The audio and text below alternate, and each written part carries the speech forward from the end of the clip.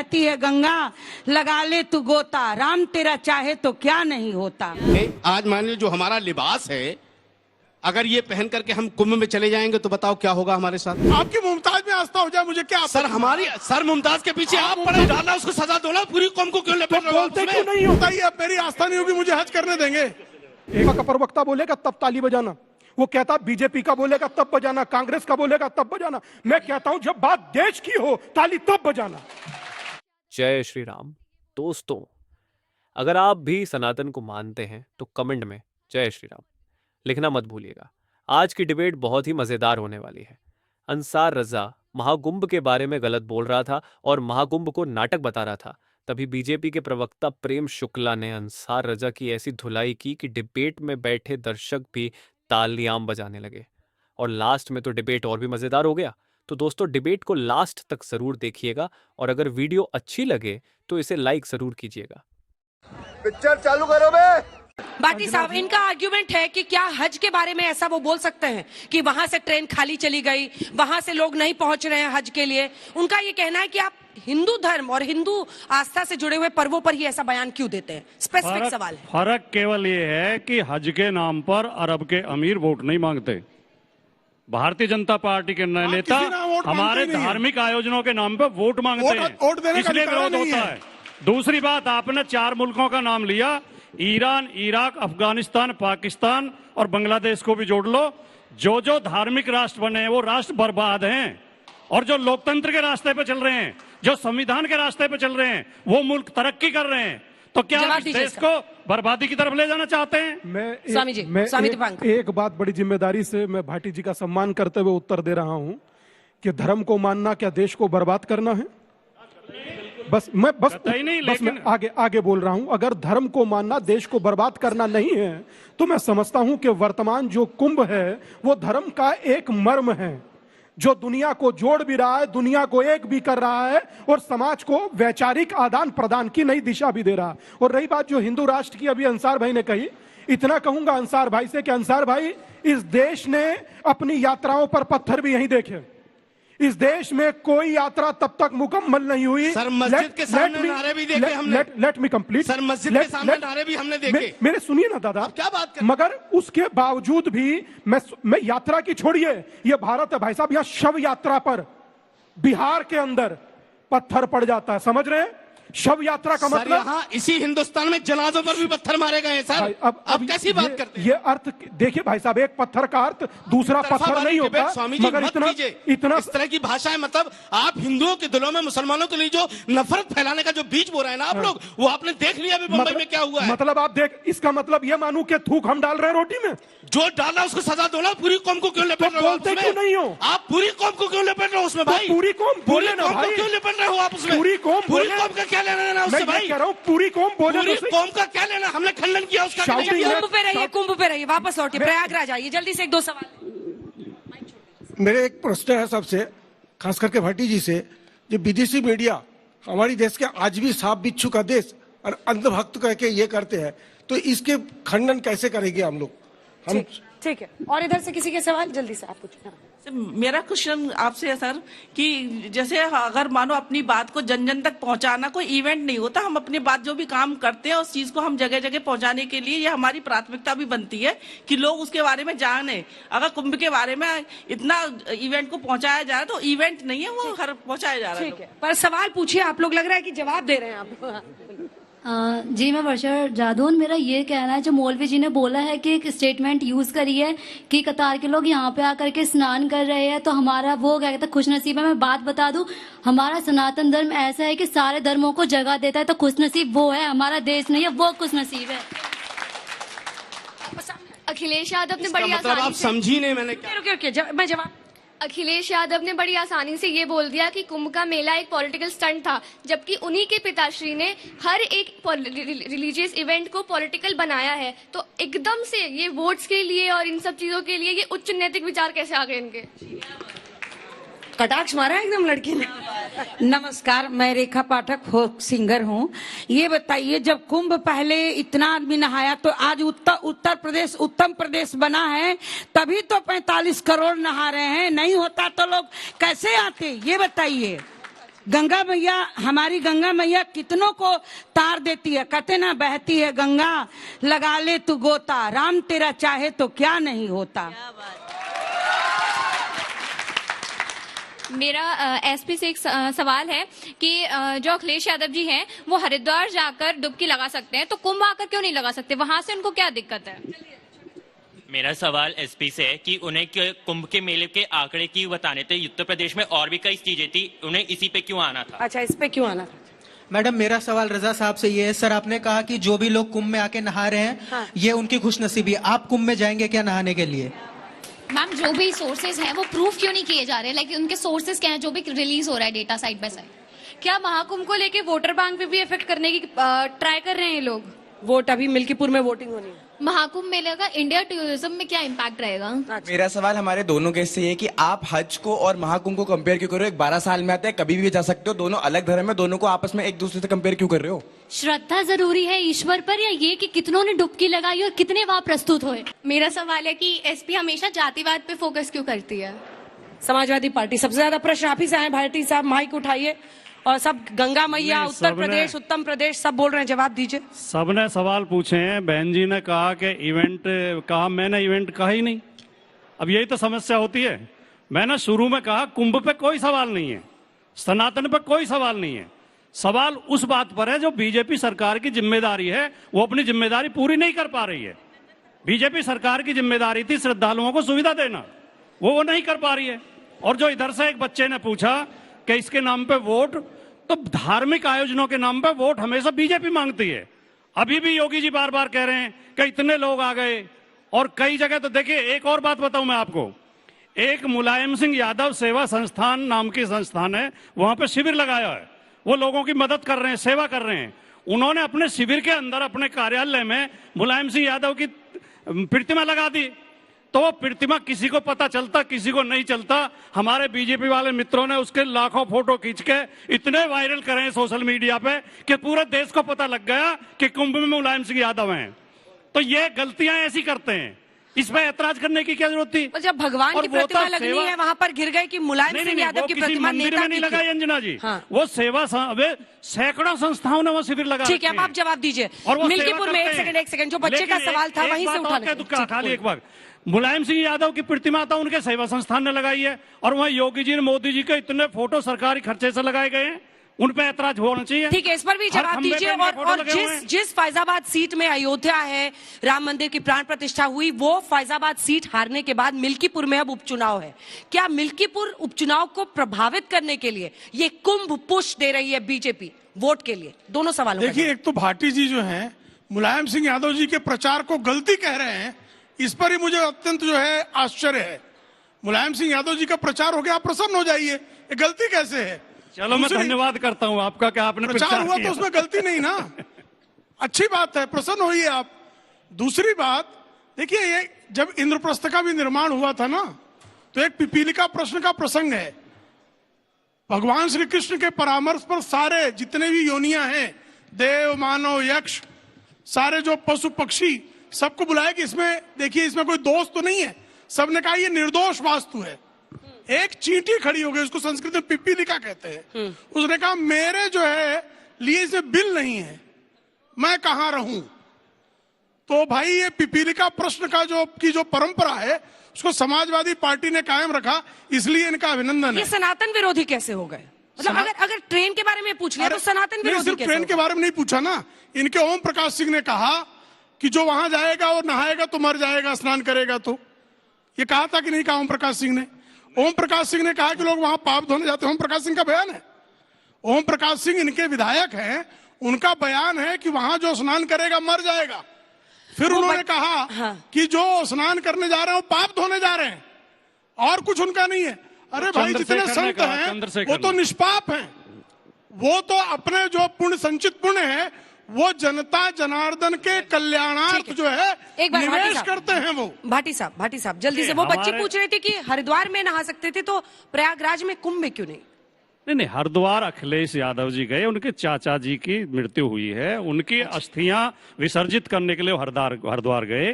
क्योंकि हमारे यहाँ इस क्षेत्र में जितनी भी अस्थियां जो है या तो ब्रजघाट में या हरिद्वार में ही विसर्जित की जाती हैं। माननीय नेताजी की अस्थियां भी अखिलेश यादव जी ने हरिद्वार जाकर विसर्जित की थी। उसमें ना तो कोई राजनीति है ना कोई इवेंट है। अब उस पर भी सवाल उठा रहे हैं लोग। दूसरी बात, हमारी समस्या ये है कि हमारे नाम से वो सवाल पूछे जाते हैं जो हमने कहे ही नहीं है। अब पाप धोने जाते हैं, ये कहा चंद्रशेखर आजाद ने, अब शुक्ला जी मूसा भी हमारे नाम से कह रहे हैं। ओम प्रकाश सिंह, हम कुंभ के समर्थक हैं। कुंभ बहुत भव्य आयोजन है, बहुत दिव्य आयोजन है, पूरे देश को इस पे गर्व है। और दुनिया से जो विदेशी आते हैं वो हमेशा से आते रहे, ऐसा नहीं है कि पहली बार आ रहे हैं। वो 2007 में भी आए थे, 2013 में भी आए थे, 2007 में नेताजी थे मुख्यमंत्री जब अर्ध कुंभ का आयोजन हुआ, नेताजी ने खुद वहीं स्नान किया, खुद पूजा पाठ की।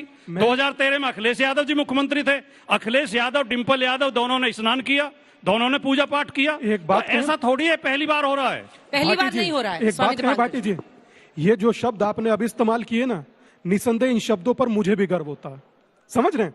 धन्यवाद जी। बस इस बात को लेकर के चला जाए कि जब बात भारत की है, भारत की आस्था की है, भारत की संस्कृति की है, और कुछ महर्षियों ने और कुछ अच्छे विद्वानों ने तो ये तक कहा कि ये अवसर 144 साल बाद, अंजना जी सोचने की बात है, यहां से सूरज का दूरी कितना है? 15 लाख कुछ मील। उस संख्या को सूरज के डायमीटर से डिवाइड करें तो संख्या आती है 108। चंद्रमा की दूरी को चंद्रमा के डायमीटर से डिवाइड करें, संख्या आती है 108। सूर्य आत्मा का प्रतीक, चंद्रमा मन का प्रतीक, और दोनों को साधने की माला का मन का 108। मैं समझता हूं कि ये साधारण संजोग नहीं होते। आप सोचिए ना कि क्वांटम की थ्योरी देने वाला नील्स बोर कहता है कि अगर कभी तनाव होता है तो I look to Upanishad. Atom bomb का जनक कहा जाने वाला ओपनहाइमर कहता है कि मैं मृत्यु हो चुका हूं, श्रीमद् भगवत गीता संस्कृत में पढ़ना चाहता हूं। तो अपने धर्म पर आप किसी पार्टी में रहिए, स्वागत है आपका, सब पार्टियां आपका, मगर आप हिंदू हैं ये मत भूलिए, क्योंकि ये जनता के अब एक बात, एक छोटी सी और कह दूं कि यहां जितने लोग बैठे, पता है क्या इसमें भी कहानी क्या हो जाती है? वो कहते हैं कि सपा का प्रवक्ता बोलेगा तब ताली बजाना, वो कहता बीजेपी का बोलेगा तब बजाना, कांग्रेस का बोलेगा तब बजाना। मैं कहता हूं जब बात देश की हो ताली तब बजाना। हटाइए, आप देश को ऊपर रखिए। बात यहाँ धर्म की हो रही है, सनातन की हो रही है, और वहां करोड़ों लोग देश को ऊपर रखिए या धर्म को ऊपर रखिए? मैं कहता हूं देश ही सर्वोपरि धर्म है। यही बात उनसे पूछ लीजिए। रजा साहब माइक उठाइए और आपसे एक प्रश्न वहां भी पूछा था। मैं बहुत कम समय, जल्दी हमारे आज समाजवादी पार्टी के सबसे वयोवृद्ध और सबसे जो अनुभवी नेता हैं श्री उदय प्रताप सिंह जी, उनकी पंक्तियां आपके समर्थन में बोल रहा हूं। चाहे जो हो धर्म तुम्हारा, चाहे जो वादी हो, अगर नहीं जी रहे देश के लिए तो तुम अपराधी हो। वालानंद साहब क्या बात? अपराध मुक्त होने का अवसर है। कटघरे में आप ही को खड़ा किया जा रहा है बार बार, जवाब दीजिए। जब से देश आजाद हुआ, जब से कटघरे में हैं हम, तो कोई नई बात थोड़ी है। अब आप कांग्रेस और समाजवादी पार्टी पर इल्जाम लगा रहे हैं। मैं वर्मा जी बहुत अच्छे आदमी है। देखिए अभी आप उनको अच्छे आदमी क्यों कह रहे हैं, मैं समझ नहीं इधर से एक सवाल इल्जाम लगा देते हैं। बोलिए। इधर से एक सवाल आया था कि देखिए मेरे भाई, कुंभ बहुत महत्वपूर्ण धार्मिक स्थल है और सबको जाना चाहिए। इसमें हम किसी से ये क्वेश्चन करें कि आप जाएंगे नहीं जाएंगे, आप नहाएंगे नहीं नहाएंगे, जब वहां हमें आज मान लो जो हमारा लिबास है, अगर ये पहन करके हम कुंभ में चले जाएंगे तो बताओ क्या होगा हमारे साथ? स्वागत होगा सर। वहां दुकानें तो लगाई नहीं दी जा रही यार, हमें नहाने दिया जाएगा, क्या बात करते हो यार? दुकान अलग चीज है। और देखिए आप संगम में आस्था प्रकट कीजिए, हर चीज मैं आपको ले चलता हूँ साथ। मुझे कहने दीजिए। दूसरा, अभी एक नया ट्रेंड जो है बीजेपी की तरफ से, एक तो बीजेपी मेरी को समझ में नहीं आता है कि देश के प्रधानमंत्री तमाम इस्लामी मुल्कों में जाते हैं, सर्वोच्च वहां का उनको सम्मान भी मिलता है, और हमें गर्व होता है कि हमारे देश के प्रधानमंत्री को दुबई का ये सम्मान मिला या सऊदी का सम्मान मिला, और जब वहां से लौट के आते हैं तो फिर वो शुरू हो जाता है शमशान, कब्रिस्तान, मंगलसूत्र, ये तो थोड़ा सा यहां तकलीफ होती है। दूसरा, आजकल एक नया ट्रेंड आप लोगों ने देखा होगा कि बीजेपी ने एक नया नैरेटिव सेट किया, उस पर लोग ध्यान नहीं दे रहे हैं कि इस साल ताजमहल को देखने के लिए इतने लोग आए और राम मंदिर दर्शन करने के लिए इतने लोग आए। ये ट्रेंड चल रहा है बीजेपी की तरफ से। मैं पूरी भारतीय जनता पार्टी और आरएसएस से गुजारिश करना चाहता हूं कि ताजमहल का मुकाबला प्रभु राम के मंदिर से मत कीजिए। ये मुगलों का है, वो प्रभु का है। ये मत नैरेटिव सेट कीजिए। जवाब दीजिए प्रेम शुक्ला जी। ताजमहल के लिए टूरिस्ट वर्सेस प्रयागराज में श्रद्धालु मत कीजिए, और वो कह रहे हैं इस वेशभूषा में वहां जाएंगे तो उनके साथ क्या होगा? कल्पना में कुछ भी आ जाता है और ये कहते बीजेपी ने किया। नहीं, भारतीय जनता पार्टी के किसी नेता बीजेपी के वीडियो दिखा दो सर, जिम्मेदार व्यक्ति बीजेपी का कौन सा नेता? कौन सा नेता? और अब आप ये कहोगे कि वो जिम्मेदार नहीं है? कौन सा नेता? अभी आप इनका नाम अरे नेता का नाम बताइए ना मौलाना साहब, नेता का नाम बताइए। बेटों में मेरे साथ कहा गया है भाई। कौन कर रहा है? क्या बात कर रहे हैं? देखिए, जहां तक है एक कब्र की तुलना रामलला के जीवंत मंदिर से करने का प्रश्न ही नहीं पैदा होता। जहां मर्यादा पुरुषोत्तम का जन्म स्थान है, उसकी पवित्रता, उनकी कब्र के बारे में किसी की आस्था होगी, हमको उस पर कोई आपत्ति नहीं है। कब्रों पर भी लोगों की आस्था होती है, उस पर भी हमारी आस्था है, लेकिन ताजमहल मैं उस पर भी कोई आपत्ति नहीं। आप समझ लीजिए पहले, लेकिन खबर का मतलब ये नहीं है हमारी आस्था गरीब नवाज में है, हमारी आस्था महबूब इलाही में है। कोई आपत्ति ही नहीं की भाई, अकबर में नहीं है, बाबर में नहीं है, शाहजहां में नहीं है। आपकी मुमताज में आस्था हो जाए मुझे क्या? सर मुमताज के पीछे आप पड़े हैं सर, हम नहीं। मुझे मुमताज के पीछे नहीं है। वो कह रहे हैं इस वेशभूषा में जाएंगे तो इनके साथ क्या होगा? इस पर जवाब दीजिए। ये इनकी संगम में आस्था है तो मेरे साथ चले, मैं इनको साथ ले चलूंगा, स्नान करवाऊंगा संगम में। स्वामी दीपांकर जी, क्या होगा आपके साथ जाएंगे तो सुरक्षा मिलेगी, अकेले जाएंगे तो काम हो जाएगा। अकेले भी जाइए, आप बोलिए मेरी आस्था है, कोई आपका विरोध करके तो बताना मुझे। सर मैंने किसी आस्था पे सवाल खड़ा किया क्या? अगर मेरी आस्था नहीं तो मुझे हज करने देंगे क्या? नहीं, मुझे बताइए, अब मेरी आस्था नहीं होगी, मुझे हज करने देंगे? एक बात कहें अंसार भाई जी जनाब, आज भले ही आप कह रहे हैं कि मैंने किसी की आस्था पे सवाल खड़ा किया क्या, मगर इस देश का प्रत्येक सनातनी हिंदू इस बात का साक्षी है कि यहां राम से कमरा नंबर तक पूछा गया, आधार कार्ड तक पूछा गया, श्रीमद् भगवत गीता को जिहादी ग्रंथ तक कहा गया। तो एक बात मैं आपका नहीं कह रहा, मगर ये कह रहा हूं कि वो पक्ष के आप ही के लोग हैं। और दूसरी एक बात आपसे कहना, सर आप एक बात बताइए, करने दीजिए फिर आप पूरा कर ले। रही बात, अभी थोड़ी देर पहले चर्चा हुई थी, आप एक बात बताइए कि मैंने थूक का बात किया तो आपने कहा कि हम लोग विरोध करते हैं। सर विरोध टीवी पर नहीं होता। जिस दिन सर तन से जुदा के नारे की जितनी भीड़ किसी के विरोध में थूकने वाले के या जूस में क्या मिलाया गया मैं नहीं बोलता, मैं वहां गया था, मुझे बोलने दीजिए फिर बोलिएगा। उस दिन आप लोग सड़कों पर उतर कर कहेंगे कि हम इसका बहिष्कार करते हैं। और जो बांग्लादेश में करोड़ों लाखों हिंदुओं का नरसंहार कर रही है विचारधारा, हम उस पर लानत फेंकते हैं, तब होगा भाईचारा, वरना भाई का चारा। अब इजाजत है? हाँ बोलिए। अब इजाजत है? और वो कह रहे हैं कि हज में भी तो नहीं जाने देते, हज में कितने मतलब हिंदू नहीं जा सकते। पहले दो चीजें हम क्लियर कर दें आपको। हमारे यहां मजहब इस्लाम में हज मोमिन के लिए है, जो कुरान ने कहा है। हमें दुनिया की बहस में नहीं पड़ना है, ना हम किसी को बुरा कहते और ना हम किसी के बारे में कोई बुराई वाली बात करते। दूसरा, आपने बांग्लादेश का जिक्र किया। आप एक बात बताइए, बांग्लादेश की शेख हसीना को पनाह भाजपा दे रही है, वहां अगर एक मिनट अगर वहां हिंदुओं का कत्लेआम हो रहा है तो बीजेपी के नेता यहां से भाषण तो दे सकते हैं। एक टेलीफोन उठाए नरेंद्र मोदी साहब और यूनुस को कर देगा, खबरदार अगर किसी हिंदू के साथ कुछ हो गया तो बांग्लादेश मिटा दिया जाएगा, पूरा देश आपके साथ खड़ा नजर आएगा। आप बात तो करो यार, टीवी में बैठ करके ये कह देना कि मैं हिंदुओं का बहुत बड़ा संरक्षक हूँ, ये तमाशा है। लेकिन सुनिए ना मौलाना अंसार रज़ा साहब, आप लॉजिक से बात नहीं कर रहे। अभी आपने कहा मेरी आस्था है, अगर मैं जाऊंगा तो मेरे साथ वहां क्या हश्र होगा। लेकिन वही आस्था आप कह रहे हैं ना कि इस्लाम विश्व की बहस में नहीं पड़ेगा, लेकिन हिंदू धर्म विश्व की बहस में पड़े। नहीं पड़े? अरे आप ही कह रहे हैं ना कि मैं वहां जाऊंगा तो मेरा काम हो जाएगा। क्या हुआ है आपने देखा नहीं कि दुकानदार के लिए बाकायदा ऐलान हुआ है? क्या ये संविधान कहता है कि आप दुकान नहीं लगा सकते? कहाँ ऐलान हुआ है? किसने किया है? कौन सा ऑर्डर है? दिखाइए, कौन सा ऑर्डर है? आप बात कर रहे हैं, ऑर्डर दिखाइए ना। इतना बड़ा ऑर्डर दिखाइए ना। ऑर्डर अगर होता तो संविधान के दायरे में नहीं आ जाता। चलिए छोटा छोटा कंक्लूडिंग रिमार्क। रोचक बहुत अच्छी चीज बात बोले कि अगर प्रूफ दिखाइए तो बोले होता तो यहाँ होता, मगर रोचक ये है कि अगर जूस के अंदर रोटी के अंदर थूका जाए और उसके बाद कुंभ जैसी जगह पर दुकान लगाई जाए, दो लाइन सिर्फ, इससे ज्यादा अजीब नहीं आपको लगता? आप एक बात बताइए, आप स्वामी हैं, मुसलमानों के लिए इतनी नफरत आप लाते कहां से? सिर्फ थूक पर? सर कहां से लाते हैं आप? मुझे अंजना जी बोलने दीजिएगा। छोटा सा जवाब। आप साधु जैसे संत जैसे आते हैं गुरु होकर के। अंसार भाई अभी उत्तर देना बनता है, सुनिए बड़े ध्यान से।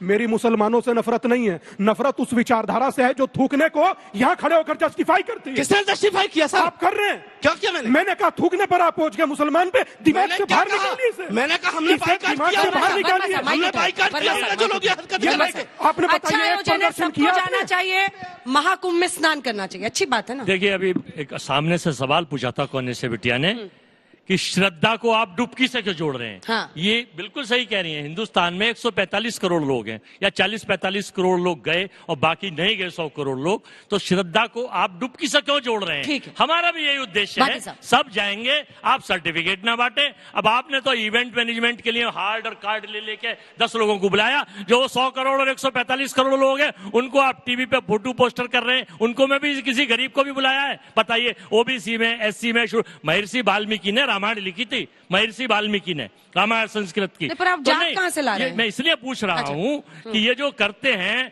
भाजपा के लोग कि नहीं साहब, वहां सारे लोगों को जाना चाहिए, हिंदू, मुस्लिम, सिख, ईसाई, बौद्ध, पारसी। गंगा मैया बांटने का काम नहीं करती, बांटने का काम ये लोग कर रहे हैं। जल्दी से भाटी साहब। मेरा भारतीय जनता पार्टी के मित्रों से विनम्र अनुरोध है कि विपक्ष के ऊपर आरोप लगाने के बजाय अपनी व्यवस्थाओं पर ध्यान दो, अपनी जिम्मेदारी निभाओ, प्रचार अपने आप हो जाएगा। जब अच्छा काम करोगे तो प्रचार अपने आप हो जाएगा। व्यवस्था पर, प्रचार पर नहीं, उनका सीधा कहना है। हम व्यवस्था उत्तम करते और कृपा करके जान लीजिए, अर्ध कुंभ में सफाई कर्मियों के चरण पखारने का काम प्रधानमंत्री आदरणीय नरेंद्र मोदी जी ने किया था। ये इस देश के इतिहास में कभी हुआ नहीं। इसके पहले जब वहां पर जो है काशी विश्वनाथ कॉरिडोर बना तो मजदूरों को जो है सम्मानित किया गया। राम मंदिर बना तो मजदूरों को निमंत्रित करके विशेष अतिथि की तरह वहां बैठाया गया। तो कृपा करके जाति पाति में बांटने का काम इंडिया अलायंस का है। हम तो कहते हैं सबका साथ, सबका विकास, सबका विश्वास, सबका प्रयास। चलिए दीपांकर जी, अब जल्दी से स्वामी जी, कुंभ का संदेश क्या है? एक अच्छे नोट पर अंत करते हैं आज के कार्यक्रम का, कि सनातन धर्म का संदेश क्या है? मैं कहूंगा विश्व आपको सुनेगा, बोलिए। मैं कहूंगा कि पान, सुपारी, बेल का पत्ता, तीनों लोग उसी की सत्ता, और जग में केवल वही टिका है जिसके भीतर शिवा है। तो जाइए और दर्शन कीजिए।